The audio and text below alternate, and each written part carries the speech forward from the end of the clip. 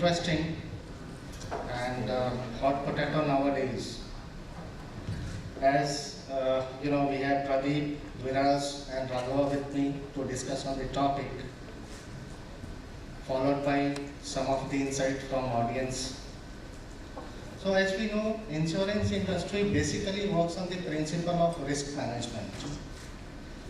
The more data we'll be having to process and get some output as meaningful information, the better prediction we'll be having for insurance. It will really help, to reduce some loss ratio or for better customer satisfaction, client retention, the better way for reduction in frauds. So as we know, Mr. Raghava, the IoT,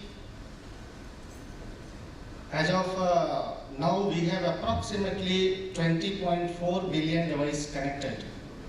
And ironically, in last 2 minutes while we are discussing on this topic, approximately 15,000 devices are also connected now. And it is expected to be somewhere around 65 to 70 billion by 2025. When on the other side, when we go through Forrester report, approximately 79 to 80% of the organization, they want to be data driven, wherein only 29% they really make some success to turn the analytics into action. So we have a long way to go. The maturity is still awaited and a lot of opportunities we have in multiple sectors including insurance in this industry. So Mr. Raghava, how will you see the insurance market being affected or being influenced by IoT? What are the problems, challenges and opportunities? Sure. Good morning, everybody. That's a great question. So, as a technology company, even when we work with insurance customers, right? So, we see most of the insurance companies talking about IoT, but only few have so far started implementing that, right? Say, for example, the wellness apps. Right? So, the customers who wear these smart watches, smartphones, a lot of data keeps flowing, and that results into big data. A lot of intelligence can be got into it. But certain challenges is how safe are these data and such. So there's a lot of debate going around whenever we go meet people in different conferences and customers and such. This question keeps popping up to us saying how safe are these data and such. But the insurance companies have to a large extent started realizing the importance of IoT in insurance, and a lot of discussions are also happening. Say for example, we have implemented in a couple of places where we talk about the wellness apps that actually helps. It's a win-win situation, both for the company, the business, wherein the claims would be lower, and for the end customers, their payout or premium would also reduce. So there's a lot of excitement in that, but still it is a long way ahead. I think it should be at least another 2 to 3 years since full adoption happens in the IoT space when it comes to the insurance market. Even though IoT is there, like you said, billions of people are using. Specifically into the insurance market, the trend has just started, and I think in a couple of years it should be a big thing happening in the insurance space.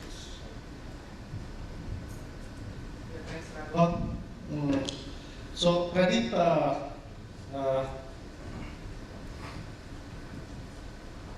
so how you see the challenges and opportunities? So I would like to say the IoT is really shaping up well. So if you see the growth of IoT industry is almost 2 times over in a given 3 years of duration. For example, the devices, as you said, it is going to be 40 or 43 billion in another 3 years, which is another 3 times. So the profit will be 2 times, devices becoming 3 times, which means the cost of device will be getting reduced because Today, if you have to put these devices on any vehicle, you have to put money, and the insurance premium is not so, big enough to sustain this type of IoT devices. So recently, as a sandbox offering by IRDA, so we launched a product called Pay As You Drive. So which means if you declare that in a year I will be driving so and so kilometers, so we will discount. So that is one part, where customer are feeling kind of benefit what the technology are doing. Now track how much he really drives, how he drives, which can be only handled by the IoT. No one can really go by declaration. Yeah, I am a good driver. So this is under pilot stage. So the device cost is really a challenge, which all insurance companies are having the same challenge. Now coming back to the benefit of IoT, it's overshare. For example, if device, that's a Bluetooth device put in the car, it will track how you drive, how much brake you put, how much acceleration you do, how many sharp turning you do. This 5 or 6 parameters will be published on a weekly basis. Let's say I'm a customer, I will have a dashboard. I can see, oh, I'm so bad in driving. So I will be equally responsible for what I am getting premium as insurance cover. So which means to benefit. As a customer, I will be trying to reduce this wherever I'm making mistakes. And company also give the credit back by understanding the the improvement, like the claims will go down. So our vision is those policies which are long term, like 3-year policies, 5-year policies. Let's go with the IoT device as a offering, which insurance company will be supplying it for to achieve the better customer experiences. So this is what we are trying to do. Now coming back to the how efficient is IoT, that is a really it's difficult to replace intelligence, and replacing the person itself is another challenge. So you can do some artificial intelligence which will guide you. This is the outcome of what are the input given. But unless we get out till the 90% or 95% accuracy, till the time we will not be able to roll out. So that is our internal benchmarking. So let's say for claims, we are trying to see how the efficiently with the AI engine able to tell these are impacted or these are damaged, these need to be repaired or replaced. So then we compare our as a manual activity. So we are comparing both as a, in case both are near to each other and then the volume is too high and the amount is less, then we are going to make it as a regular practice into the BE on the IT side.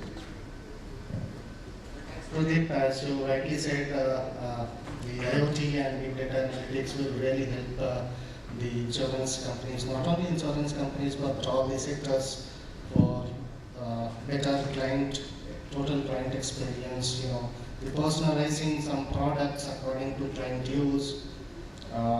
There are some tangible and intangible benefit in terms of revenue, client retention, and operational efficiencies as well. So coming to you, Dheeraj, according to some of the studies done by PwC, the mindset of business is moving from manufacturing to service. You can go through some examples of Rolls-Royce or like Ola, Swiggy, Uber.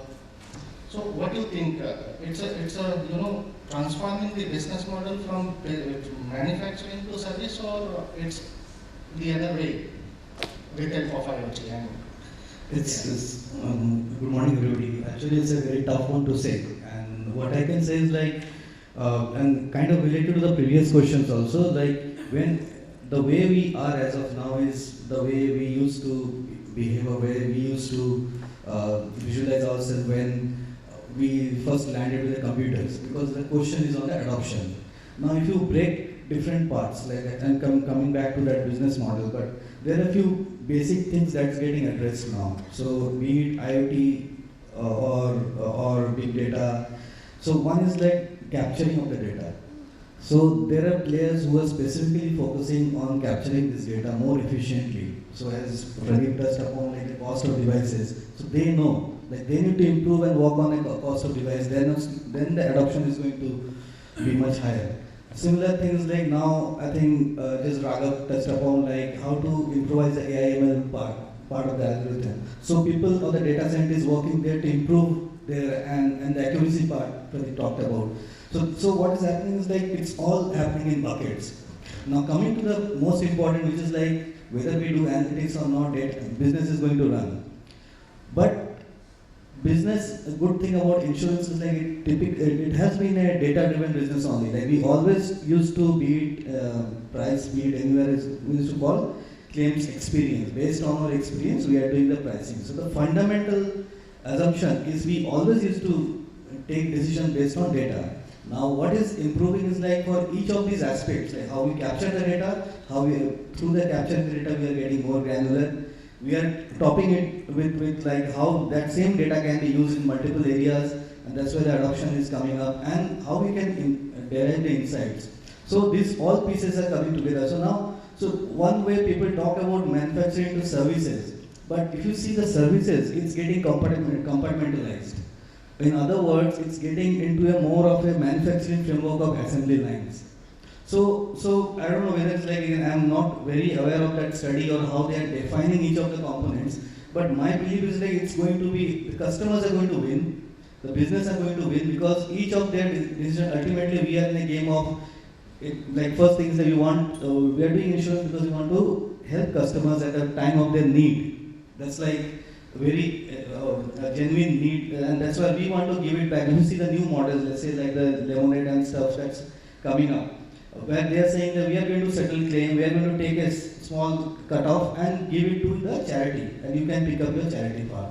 So in that way, like these models are very dynamic, but ultimately customers are going to win, the business are going to win. Who is not going to win is like the inefficiency part, or which typically has been like one of the, I would say like if you see the way insurance is arranged, it's like the inefficiency between different processes, the information beat, the systems, technology, we are not the quickest or the fastest one. But at the same time, if you see the disruption, it's probably one of the fastest that's happening in the industry, in insurance. So it's going to be a very hybrid model where we are going to leverage the components from manufacturing, how it worked more efficiently, the services, how they are delivering to the customer experience more efficiently, and it's going to be a hybrid model. I don't know what's that going to be called. So,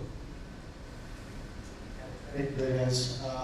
So Ranma, since you have worked with a lot of organizations and you help them to transform and pass through a transformation journey, what is your practical experience? Are the insurance sector still fearing to invest on IoT or how? It's more not exactly the fear from the insurance companies, it's more from the regulatory compliance. So basically, it's all data, right? So, for example, one variable that I have gives so much of insights about that person, right? So it's all the fear of how secure that data is. So that's the only point. From the regulator aspect, if that has been clear, I'm sure all of the insurers are going to adopt it. And there is a change that is coming over as well. So many of the insurance companies have started adopting all IoT, not just insurance, the entire industry. I'll just give you an example. So for one of the powerhouses in India, we have implemented an IoT-based solution with global presence. So it's basically data that's been collected from every electric meter that is there in their home.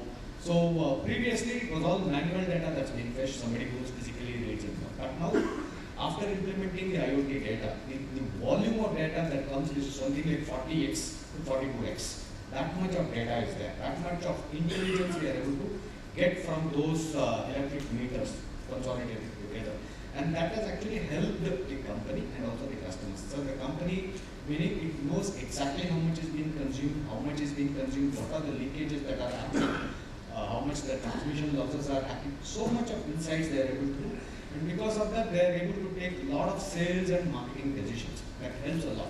So same if you extrapolate it to the insurance segment as well. So that brings in a lot of intelligence about each and every customer, right? From their heartbeat, you know everything about the customer, right? So, and insurance companies today are taking that leap to help customers. It's basically two things. One is to increase the bottom line, number one, so that because the claims go down, number one. Number two is also help the customers so that they pay less premium and get more. Right? So that way it's helping a lot. And insurance companies, we see, like many of the insurance companies in Bombay and as well as in the Gurgaon area, we have seen them implementing IoT solutions and implementation has happened and it's now time for seeing the benefits out of it as well. And as I told, like in a couple of years' time, most of these insurance companies, actually it has become like, it is a must for them to implement. Right? So that has become the talk now because that gives a lot of insights, that gives a lot of business, helps in a lot of business decision taking and such. So it is a huge opportunity for the insurance space, and with the help of all the regulators and such, I think that's going to be a fantastic opportunity for the insurance companies that is time. If you can just add there, like, so I don't think there's a fear. Actually, they are more than eager to adopt because it's just like what is constant is like what the way it is happening is use case basically. I think the use case that Pradeep mentioned earlier and they have rather mentioned also. Like very specific, let's take like when we're talking about the health, wearable devices, it's the newest use case. But typically people have been using drone and doing a lot of the predictive maintenance there. And so when we are ensuring any smelter or any furnaces, we take care of those data, we are evaluating it. So now, so as a company, even so what I'm saying is like there is a adoption. So a lot of those designs of IoT were done thinking manufacturing in their mind. So which can be put as a separate device. But when it comes to insurance, ultimately you are dealing with the customers. So the whole question comes back to the end adoption where we have customers at the forefront. So if you see, like even the car, the way we are tracking, putting devices in the car or even the health part. Earlier it used to be like we used to have a Fitbit and others, but now most of the tracking is getting done through the apps.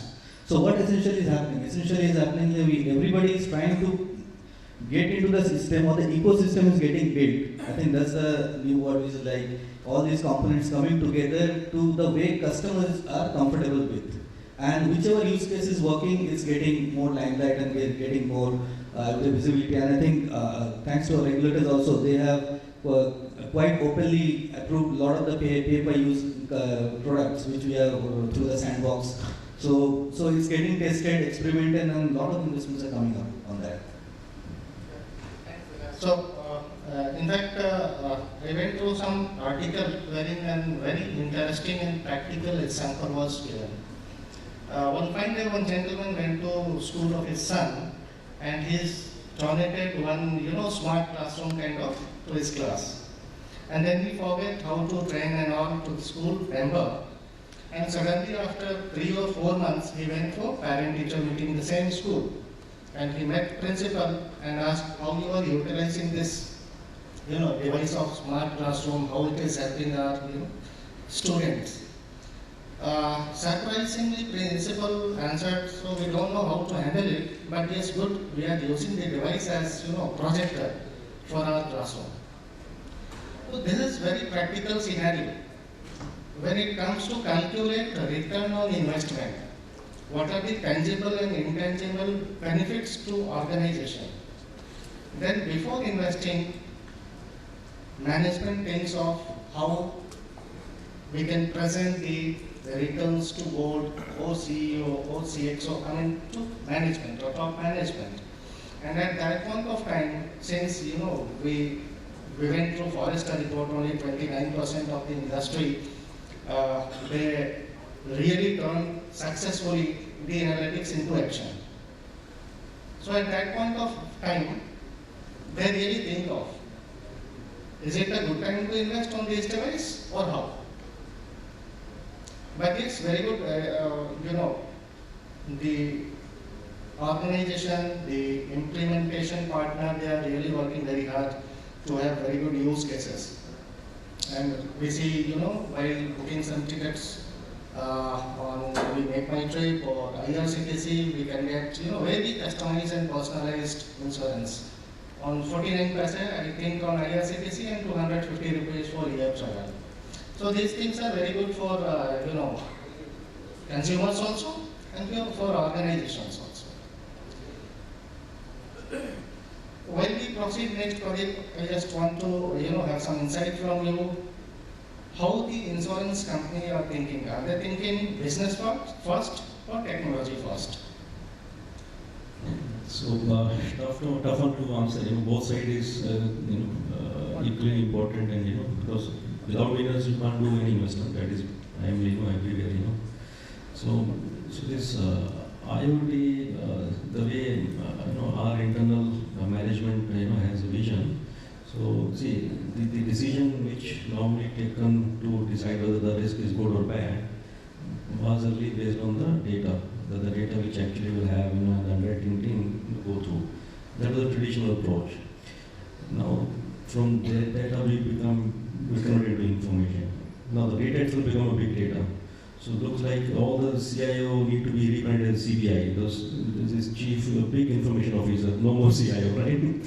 So the role of CIO is really going to be tough, looking at the dynamics of data being coming real time with the different formats, and you will decide on the fly that based on data, So it's going to be complex while you implement and support this type of engine.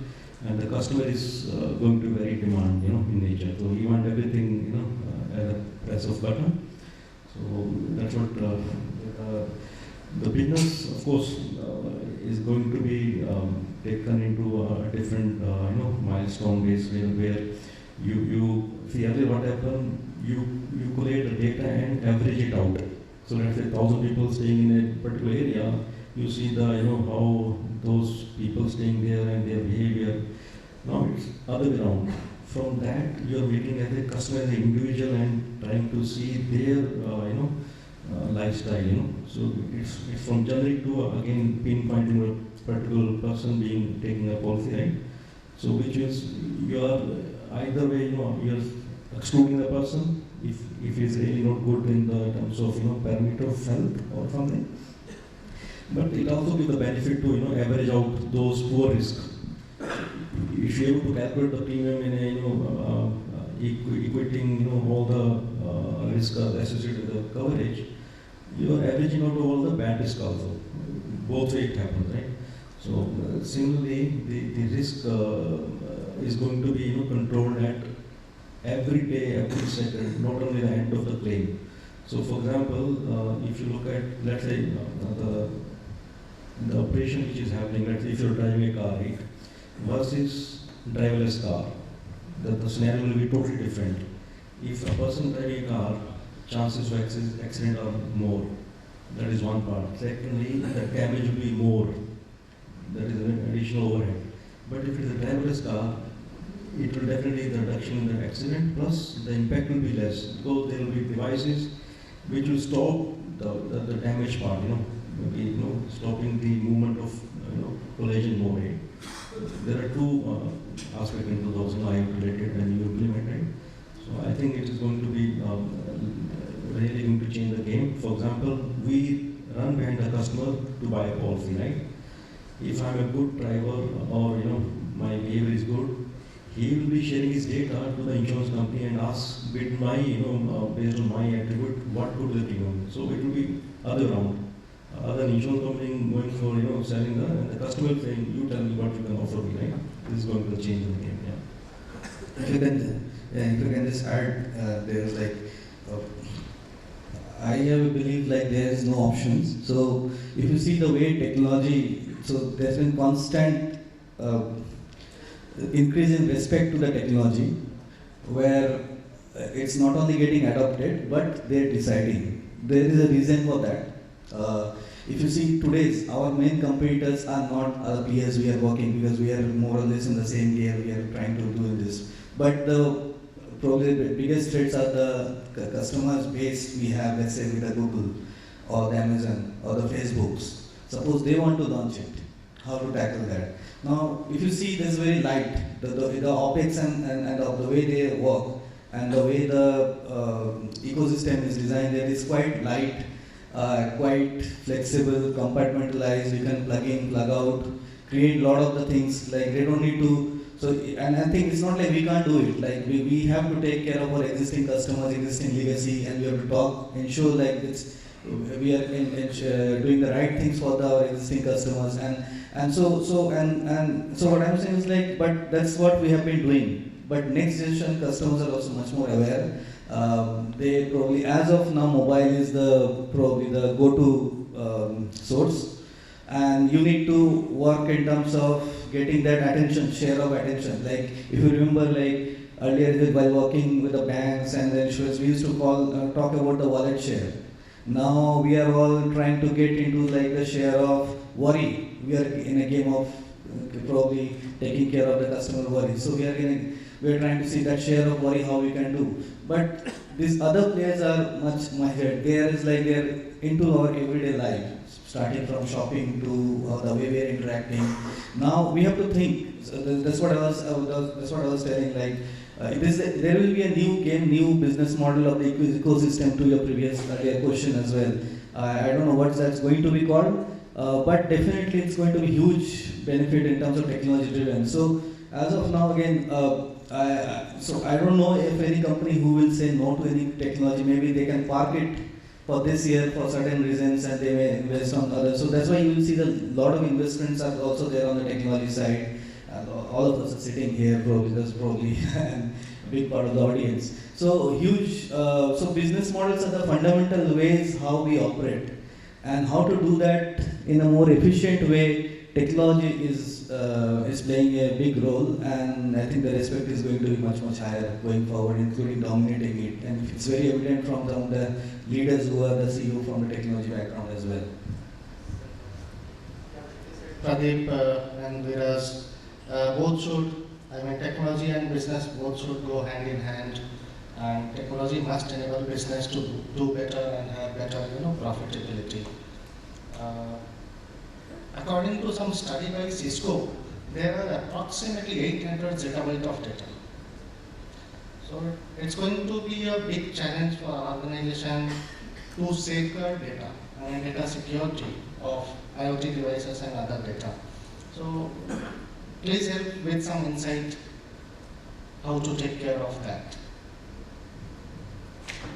So I can tell, like, whenever there is a problem, there is an opportunity. Because that's the way we are living in this world. Like, if somebody is putting it as a problem, it's going to be opportunity. And I think to basic few fundamental parts, like what are some of the unaddressed part for this whole database ecosystem to deliver. One of the important part is who owns the data. For example, let's say I have a policy, I took an IoT device and I am using it. Now, I know, like, I own the data because I am using it, but the insurance company is enabling it to use it. So there has been, people are working to get more clarity on it. And if you see, there are a few examples, like last year Amazon launched in US while doing the Thanksgiving in Thanksgiving sale, or Black Friday sale, they launched, like, if you pay we are going to pay you $20 if you are going to allow me to track your data.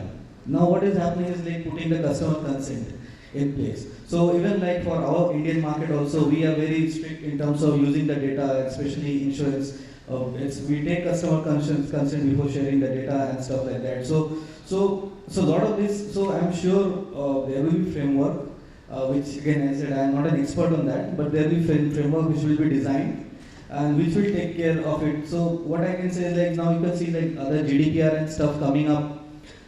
That's also one of the way it's coming up. But all these are evolving, and there will be a place where it will be fair.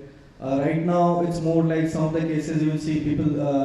Some of the cases we are doing experiments. We don't know, honestly, like what's going to happen, what's not going to happen. Based on the outcome, we are going to take the decisions. And as I was saying, some of the CXOs probably they are reluctant because of the low success rate, and which is true. We are probably still in the single-digit success rate, but huge learning.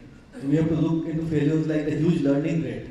So people usually look at the success rate, but follow-up projects are going to be getting us much higher dividend. So I think to answer, like, that's how it is. A framework is going to come and it will be fair. Already it has started with the GDPR and with the data privacy law here. I'm just going to get in. So security, I don't want to comment much because it's not my area as such. But what I can mention is because data which is being collected from each device, it is tremendous. Let's say if I'm a person having IoT device put in my car, of course, if I'm going to meet my girlfriend, I will say, oh, if wife is also tracking me, then I'm into trouble. So this kind of security could be also So maybe the person who is having a car chauffeur driven, he don't mind sharing his data. He says, okay, I can track where his driver is. So both way it will be going to be tough. Those who are able to open up their data and give the tracking, live tracking to the insurance company, they will enjoy it because. Now the point is how much openness will be available, whether IID or something mandate that if you are in a car, the way you share your license, you have to share the data also. It is going to happen, otherwise the IoT will have some difficult to implement. It's purely data driven unless we share, right? Now the e-invoicing is coming into the picture, which is again a database, where moment you buy or sell something, the GST will get recorded immediately, instead of filing, So the government is rushing, make it, less manual, less error prone, So this is going to be the, area where we all have to, agree and, proceed. So that's what I would say. But the security going to be tough because the attacks like cyber, if someone able to log in or able to, decrypt the data which IoT is generating and doing the calculation, you can imagine, let's say there is a decision to be taken based on some AI rule, and he able to manipulate the rule, then it is going to impact maybe more than like a coronavirus. It can really reshape something else. So similarly, the other challenge could be, let's say you have a device, he is giving some indication. Even the houses are also, your device based, smart homes, right?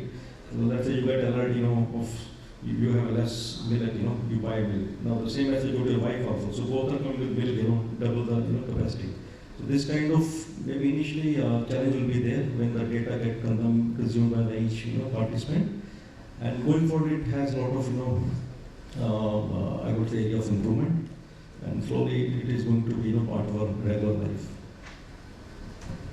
Just one side I want to add in that. See, in a couple of advanced countries, Western countries, what they have done is crop insurance is very much integrated with their the IoT based devices. Say for example, the reason why they adopted in the Western countries because of the lack of labor. So for crop cultivation and such, they brought in a lot of devices, robotic arms, which actually does the cultivation and such, weeding and such. But what intelligently, how they have used it for insurance is that data that they are able to get from those devices, they are able to connect it to the crop insurance and getting ton of data, getting ton of intelligence out of it. And as a rightly pointed, security is a must actually. So I'm sure it's been taken care as well. So in a country of like 130 crore, right, 4% is the coverage in insurance. So even a small portion of that, the people start using these IoT devices, ton of data will start keep coming, and security will have to be taken care. That's kind of a gimme. I'm sure the regulators are working towards that. But I think IoT is going to be, in the days to come, it's going to be like fast. Adoption is going to happen there, and a lot of technological changes are going to happen in terms of IoT, and I think it's going to be a big game changer as well. Not just in terms of one particular insurance, but across. It could be crop, it could be a motor insurance, it could be a marine insurance, life, and anything. So that's And as we know that EU had GDPR, so our country also has Personal Data Privacy Act upcoming, which is our Personal Data Privacy Bill is already passed by Parliamentary Committee and sent to Joint Select Committee for review, and then it will be put in upper and lower Parliament for approval and being constituted. So this is very good. It has I think 12 chapters, which is largely covering entire part of GDPR plus exceptions also It has provision of data privacy officer in the key organizations, which is data fiduciaries, and the data principal will have all the rights for data to be forgotten, consent management and all. Above that, as we know, we already have IT Act in place, but somehow the governance body from government, it is focused more in the PDPP. I mean, there will be a data privacy authority for country and maybe in state as we have, legislative councils and so on. And the penalties and imprisonment, everything is already well articulated in the bill. That will really help, the organization from a regulation point of view and from framework point of view, how to adapt big data and IoT kind of to enable business in security. But how I see, there are some other side of it. Apart from regulations and the technical countermeasures which organizations are implementing, user awareness is also very important. I mean, if I have smart TV with camera, the camera should be either shuttered off or something like that. All of you must have gone through some articles where a lot of private pictures were taken from smart TV when it was switched off. So that kind of specific user awareness sessions has to be conducted from organizations, maybe by some NGO and all, and we should also contribute to community to educate the end users. I was going through some article, I'm missing the newspaper name, approximately 185 crore of scam happened in Maharashtra only by false KYC of Paytm.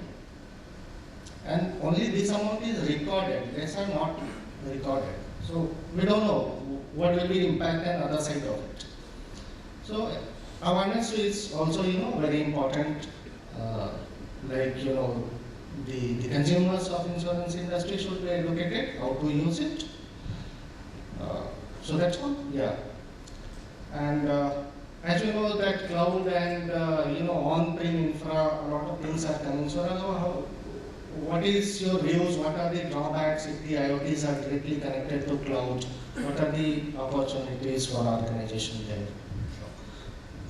So today cloud is the top of the town, and with regard to the insurance space here, and now that IRDA has blessed the industry that you can go full-time cloud, but the data should not cross the Indian border. So many of the insurance companies have started moving towards cloud. We have moved many of our customers onto cloud big time, and especially with regard to IoT, I think cloud is the way forward.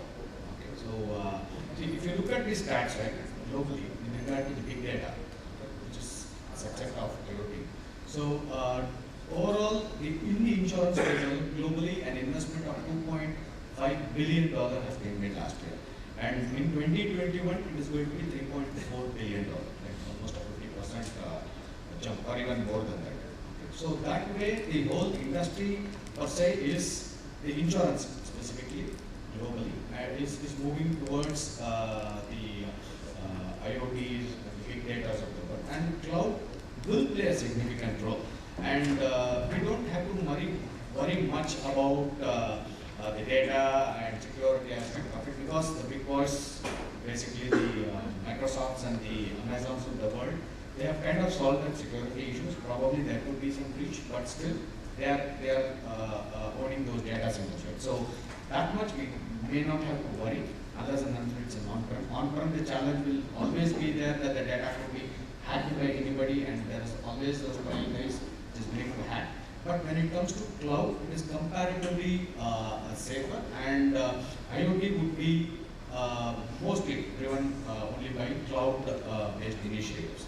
And these two guys, Microsoft and the Amazons, have already solved the security issues, and so I don't think that should be a challenge anymore. That's why if anybody is thinking about moving IoT, cloud is the only way I see forward by most of these organizations, especially in the insurance space. Pradeep? Yeah, so the big data or IoT generating data, we can't afford to put in our data center. You have to go to cloud. There is no way out. So the other thing is, if it is in the cloud, somewhere, if I am the consumer, I feel it will be more secure rather than the data is being parked in the data center of the respective company. So that is another lookout from the outside of the world, right? So now this data and growing, more, it will also going to help the other avenues of revenue. So in AXA, what they have done, this is a AXA is into insurance sector, so they are not much competent to build those solutions related to IoT, IoT, then artificial intelligence. So what they do, they tie up with the startup company and they set up a studio. They call it a CAMET. So that CAMET is under the AXA, innovation lab, and they helping in, based on whatever the area of to be developed to use this IoT technology. They build a digital platform which again sold to the outside, as a platform. So as a SaaS model. So I'm saying this is going to also help to generate the revenue, not on the regular flare of like insurance as a core application or core business. So that is going to another helping the company, and similarly support angle. The company which are running the cloud, they will also get the equally benefited the way the operation are happening, supporting those engines and maintaining those applications. It has its own I would say scope and the benefit of growth. Yeah. I think already most of the point touched upon. Only I'm saying is like a lot of experimentations are going. So I'm talking from the usage point of view. Like a lot of experimentation are going where we don't know what exactly is going to be the requirement to put an on-premise, because a lot of capex is required there for the on-premise solution. Here we are doing the experiments in the cloud.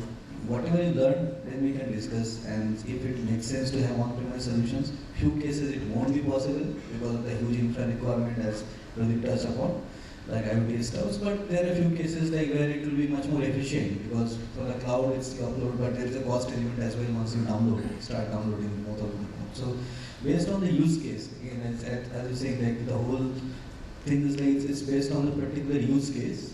And having an overall strategy, I think, which will be like very much flexible one, where you can go to either cloud and on-premise based on the success and technical recommendation. I think that's going to be the way. So there is no one way, because the reason I'm talking about, on the one hand we are talking about cloud now. We saw the statement from Mark Zuckerberg, who is saying like he is amazed to see the AWS billing. So definitely, so that's why like once you get into an operational efficiency, then you try to get like how can we once you establish a process or the use case, you say how can you optimize it efficient in a more efficient way, and then all these things will come up into a more of a solution mode. That's right. So we can assume a situation down the line, maybe 5 years. Suppose I have a car. All are IoT driven. The insurance company, they must be knowing how much I slept last night. What about my current heartbeat? At what speed I'm driving on average? How much time I'm driving in a day, maybe 1 hour, 2 hours or so. What is my history? Maybe, or sometimes I got drink and drive or overspeeding, something like that. In past, I met an accident or not, and on the basis of all these, there will be personalized pay-per-use kind of model of insurance.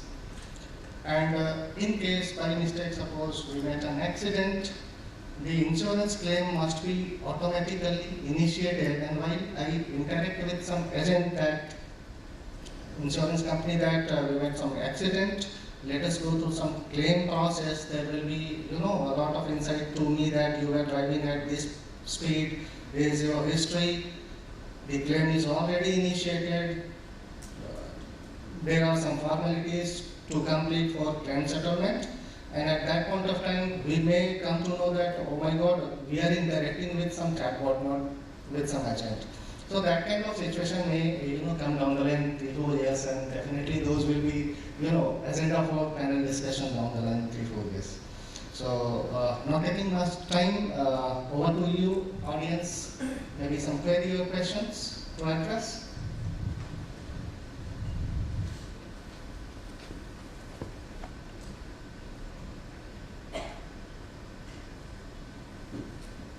I'm Savitri from Oriental Insurance. I just heard you talk about how you drive the car and somebody's watching you. I just want to know if a claim is made, how much of that watching you, comes into the way of the claim settlement? How is it? Do you blame the insured and there will be an accident, there will be somebody dies on the road? Do you take that recording for, one person might have the recording, the other might not have that IoT thing on his car. So his So- statement versus this, how does it work? So very simple answer. If we have offered a coverage to any insured, we can't use his, the data which you are just mentioning. That is only for calculating the premium when we are onboarding customer. When claim happens, we have to treat nothing else has been, tracked or reconciled. Because claim is claim. We have to help in the claim. So if you ask me, which business we are into, we say we are in the business of paying claims. Well, that's fine. You will say you pay the claim, but how much of it will be involved? Suppose I caused the accident. I'm just telling you a case. I caused the accident, and somebody dies in that accident. So how is the court taking it? Will they ask for this recording? No, that recording can't be utilized to either reduce the claim payout or rebuild the claim. So that is only for underwriting a risk to calculate the premium. Not as because if accident happen, we have to oblige whatever the damage happen. So I think just to add there, like there are multiple processes involved. Like so, once is like based on this IoT data, how I can underwrite your risk better. So that's one component of it. Now, when what you are referring is like on the claim settlement part, right? So now think of a situation while settling the claim. How much time? One of the important part is like so now there you talked about two parts here. One is like your claim. Second is like also there will be third party claim later on. Okay, so now if to find the even let's say if it's like a fleet or if it's like your own vehicle, it's easier. But if it's a fleet services, something it takes much effort to find even who is the actual driver, where is the location, which all things are there. So what if you already have that? So all this information becomes much easier. So when what we can do is like I think as in terms of ultimately as we talked about, we are in a business of all of us are settling claims. So this is going to improve the I process. understand there is a help, that you want to help in the process, but I'm just pointing out that it could be working the other way around also. So those are the learnings. So because those are the learnings we have to do, and we don't know, we don't want to put a solution there because it's not yet getting. That's what I was talking about the use case. So there will be limitations of the use cases, and then once those things are coming up, so there are a few cases where it's already there, it's getting taken care of. And I can cite few examples of the fleet services and stuff like let's say like Ola and Ubers. That's where it happens more. So we are getting the data, but in terms of and it's getting addressed, and it will get addressed as well. Any more question? Thank you so much for this wonderful panel discussion. Can we have a huge round of applause for all the panel members? Now, I'd like to call on stage Mr. Parag Sharma, the CEO from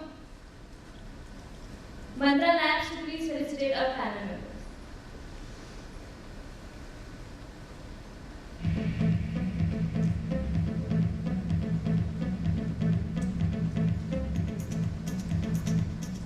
Can we have a huge round of applause for Mr. Manoj?